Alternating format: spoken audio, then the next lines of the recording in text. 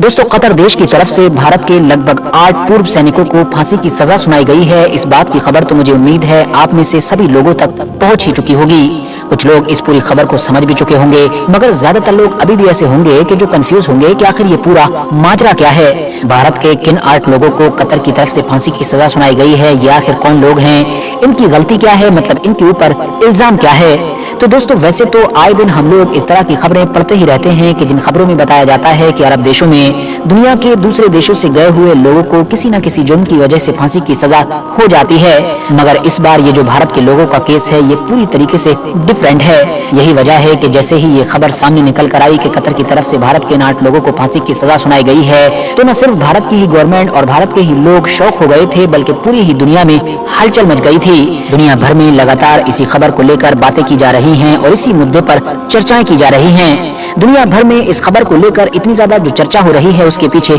2 वजह हैं। पहली वजह तो ये है कि जिन 8 लोगों को फांसी की सजा सुनाई गई है, वो कोई आम लोग नहीं हैं, बल्कि वो तो ऐसे लोग हैं कि जो किसी दौर में भारत की जल सेना, मतलब कि जो भारत की नेवी है, उसमें बड़े बड़े पदों पर रह चुके हैं। वो भारत की नेवी के पूर्व अफसर हैं। दूसरी वजह है वक्त, क्योंकि जिस वक्त पर कतर की तरफ से ये फांसी सुनाए जाने का फैसला आया है, हम जानते हैं कि ऑलरेडी पूरी दुनिया इजराइल और फिलिस्तीन की जंग में फंसी हुई है। दुनिया भर में इसी को लेकर चर्चाएं हो रही हैं और इसको लेकर दुनिया ऑलरेडी 2 ग्रुप में डिवाइड हो चुकी है। अब जाहिर है ये जो सजा सुनाई गई है, इसमें भी इजरायली एंगल है। इसीलिए ये माना जा रहा है कि फिलिस्तीन और इजराइल का जो गर्म मुद्दा चल रहा था, शायद उसकी वजह से ही कतर की तरफ से एकदम से ये फैसला सुनाया गया है। तो अब ये भी जान लेते हैं कि आखिर भारत के पूर्व 8 सैनिकों को फांसी की सजा सुनाए जाने के पीछे इजराइल का क्या एंगल है। दरअसल दोस्तों, इस कहानी की शुरुआत होती है 8 से लगभग 14 महीने पहले से, कि जब 30 अगस्त सन 2022 के दिन अचानक से कतर की खुफिया एजेंसी ने जगह जगह पर छापेमारी करके कतर में रह रहे इन 8 पूर्व सैनिकों को गिरफ्तार कर लिया था। एक लंबे वक्त तक तो किसी को खबर भी नहीं हुई थी कि ये लोग गिरफ्तार हो चुके हैं। बाद में धीरे धीरे सोशल मीडिया के जरिए से ये खबर फैली थी कि कतर की खुफिया एजेंसी ने भारत के पूर्व 8 सैनिक के जो कतर में जॉब कर रहे थे, उनको गिरफ्तार किया है। उसके बाद वक्त गुजरता गया और फिर मार्च सन 2022 से अदालत के अंदर इनको लेकर सुनवाई भी शुरू हो गई थी। मगर यहाँ पर गौर करने वाली बात यह है कि कतर की गवर्नमेंट शुरुआत से ही दुनिया भर के सामने इनके बारे में कुछ भी बताने से खुलकर बचती रही। मतलब दुनिया को ये जानकारी दी ही नहीं गई कि आखिर इन लोगों को क्यों गिरफ्तार किया गया है और इनके ऊपर चार्जेस क्या हैं और इनकी जो सुनवाई चल रही है वो किस तरह से चल रही है और इनका अंजाम क्या होगा। बस जो कुछ भी खबरें लोगों तक आ रही थी, वो अलग अलग मीडिया ऑर्गेनाइजेशन की तरफ से जो दावे किए जा रहे थे और जो पड़तालें की जा रही थी, उसके जरिए से आ रही थी। तो शुरुआत से ही अलग अलग मीडिया सोर्सेज से ये बात क्लियर कर दी गई थी कि इन लोगों के ऊपर जासूसी का इल्जाम लगा है, कतर की जासूसी करने का, और वो भी किसी और के लिए नहीं बल्कि उसके सबसे बड़े दुश्मन इजराइल के लिए। हाँ दोस्तों, आप लोग बिल्कुल सही सुन रहे हैं। अब ये लोग जासूसी किस तरह से कर रहे थे और खासतौर से किस चीज के बारे में कर रहे थे, ये सब कुछ जानने से पहले आप लोगों के लिए ये चीज जान लेना भी जरूरी है कि दरअसल कतर में इन लोगों को भारत की गवर्नमेंट की तरफ से नहीं भेजा गया था, बल्कि ये लोग तो ऑलरेडी फौज से रिटायर हो चुके थे। और जिस तरह से बाकी आम लोग हमारे देश के कतर में जॉब करने के लिए जाते हैं, वैसे ही ये लोग वहाँ पर प्राइवेट जॉब करने के लिए गए थे। वहाँ पर एक कंपनी है जिसका नाम है Dahra global technologies and consultancy services. इसी कंपनी के अंदर ये लोग वहाँ पर प्राइवेट जॉब कर रहे थे। मगर दिलचस्प बात ये है कि कतर की ये जो प्राइवेट कंपनी है, इसका कतर की गवर्नमेंट के साथ कॉन्ट्रैक्ट है, और वो कॉन्ट्रैक्ट इस चीज को लेकर है कि कतर की गवर्नमेंट ने इसको जिम्मेदारी दे रखी है कि हमारी जो नेवी है, मतलब जो जल सेना है, उसके जो फौजी हैं, तुम उसको ट्रेनिंग दो। अब ये कंपनी करती ये है कि दुनिया के अलग अलग इलाकों के जो एक्सपर्ट्स होते हैं इस फील्ड के, मतलब जो पुराने नेवी ऑफिसर्स और जो फौजी होते हैं, उनको हायर करती है, उनको जॉब पर रखती है, और फिर उनके जरिए से जो कतर की नेवी है, जो जल सेना है, उसको ट्रेनिंग दिलवाती है। और इसी काम के लिए ही इस कंपनी ने दस्तूर के मुताबिक इंडिया के भी इन 8 लोगों को जॉब पर रखा था, और ये 8 ही लोग इस कंपनी के जरिए से कतर की जो नेवी है, जो जल सेना है, उसको ट्रेनिंग दिया करते थे। वैसे तो जैसा कि मैंने आपको पहले ही बताया कि ऑन रिकॉर्ड कतर गवर्नमेंट की तरफ से अभी कुछ भी क्लियर नहीं किया गया है कि आखिर इनके ऊपर कौन कौन से चार्जेस थे और इनको ये मौत की सजा सुनाई क्यों गई है, पूरा बारीकी के साथ मैटर क्या है। मगर मीडिया के जरिए से ये बताया गया है कि अपनी ड्यूटी करते करते इन लोगों ने इजराइल की तरफ से कतर की जासूसी करना शुरू कर दी थी। ये लोग कतर से खुफिया जानकारियां जुटाया करते थे और फिर इजराइल को पास किया करते थे। स्पेशली कतर का जो एक स्पेशल बड़ा प्रोग्राम चल रहा था कोई सबमरीन से रिलेटेड, जिसके तहत वो इटली से कोई बातचीत कर रहे थे और कोई बड़ी सबमरीन पर काम कर रहे थे, उससे रिलेटेड भी ये लोग इजराइल के लिए बड़ी तेजी के साथ जासूसी जासूसी कर रहे थे। फिलहाल मीडिया के मुताबिक बाद में कतर की खुफिया एजेंसी की नजर इन लोगों के ऊपर पड़ी और बाद में फौरन उसने गिरफ्तार कर लिया।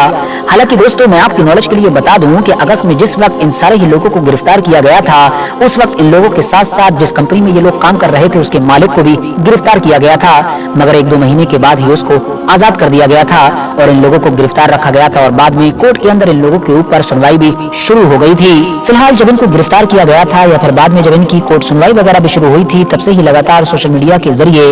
इंडिया में जो आम लोग थे या फिर जो अपोजिशन पार्टीज के लीडर हैं, वो लगातार यहाँ की गवर्नमेंट के ऊपर प्रेशर बना रहे थे और गवर्नमेंट से ये डिमांड कर रहे थे कि वो कतर की गवर्नमेंट से जल्द इससे रिलेटेड बात करे और पूरे मैटर को सॉर्ट आउट करे और हमारे जो पूर्व सैनिक हैं उनको वापस लेकर आए। दूसरी तरफ 1-2 मौकों पर भारत सरकार की तरफ से भी लोगों को ये भरोसा दिलाया गया था कि वो जल्द से जल्द कोशिश करेगी कि इस पूरे मैटर को सॉर्ट आउट करके हमारे पूर्व सैनिकों को वापस लेकर आए। वक्त के साथ साथ इस केस से रिलेटेड खबरें आना भी बंद हो गई थी, तो लोगों को लग रहा था कि शायद सब कुछ ठीक हो जाएगा, शायद गवर्नमेंट ऑफ इंडिया अंदरूनी तौर पर कतर से इससे रिलेटेड बात कर रही है, क्योंकि जाहिर है 2 देशों के बीच किसी भी इस तरह के मुद्दे को लेकर अंदर ही अंदर बातें होती हैं। मगर अब अचानक से कतर ने पूरी दुनिया को चौंकाते हुए और स्पेशली भारत को हैरान करते हुए बड़ा फैसला लिया और उन 8 ही लोगों को मौत की सजा सुना दी। आपको जानकर शायद हैरानी होगी कि बहुत सारी मीडिया रिपोर्ट्स के मुताबिक भारत के आम लोग ही नहीं बल्कि भारत की गवर्नमेंट भी ये देखकर हैरान है कि अचानक से कतर ने इतना बड़ा और हैरान कर देने वाला फैसला क्यों लिया है। इंटरनेशनल पॉलिटिक्स की समझ रखने वाले लोगों का ये मानना है कि अचानक से इतना बड़ा फैसला लेने के पीछे कहीं न कहीं दुनिया के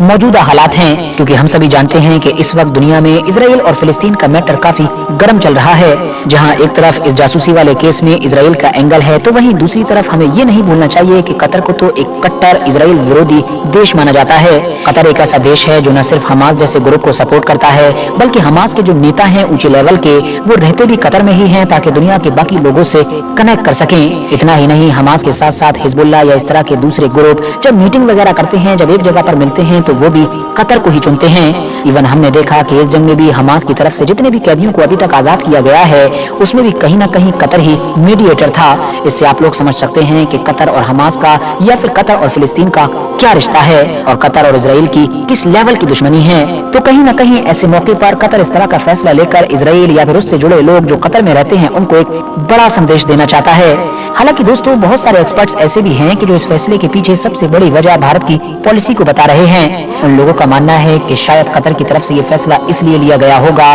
क्योंकि इस बार भारत का रुख इजराइल और फिलिस्तीन को लेकर थोड़ा बदला सा नजर आया। हालांकि यहाँ पर ये बात भी याद रखना जरूरी है कि भारत की गवर्नमेंट ने तो बाद में दुनिया भर की कंफ्यूजन को दूर करने के लिए अपना स्टैंड क्लियर कर दिया था और साफ तौर पर ये क्लियर कर दिया था कि हम हमेशा की तरह अभी भी 2 स्टेट सॉल्यूशन के साथ खड़े हैं। मतलब हम फिलिस्तीनी स्टेट का सपोर्ट करते हैं और ये चाहते हैं कि फिलिस्तीन भी एक देश बने। मगर इस बात को नहीं झुठलाया जा सकता है कि इस बार की फिलिस्तीन और इजराइल की जंग में भारत के लोग काफी चर्चाओं में रहे हैं। हर तरफ इसी बात को लेकर चर्चाएं हो रही हैं कि आखिर इजराइल को इस बार भारत से इतना ज्यादा सपोर्ट क्यों मिला है, क्योंकि सोशल मीडिया पर इजराइल को सबसे ज्यादा सपोर्ट भारत से ही मिला था। इतना ज्यादा सपोर्ट कि शायद खुद इजराइल के लोग भी इस चीज को देखकर हैरान थे और बार बार अलग अलग तरह से भारत के लोगों का सपोर्ट के लिए शुक्रिया अदा कर रहे थे। इवन बाद में तो कुछ मीडिया हाउसेस की तरफ से ये भी दावा किया गया था कि इस जंग के शुरू होने के बाद इजराइल के फेवर में और फिलिस्तीन के खिलाफ जो मिस इन्फॉर्मेशन फैली थी, यानी कि जो फेक न्यूज फैली थी, वो भी सबसे ज्यादा भारत से ही फैली थी। लेकिन दोस्तों, ये भी सिर्फ एक ओपिनियन ही है,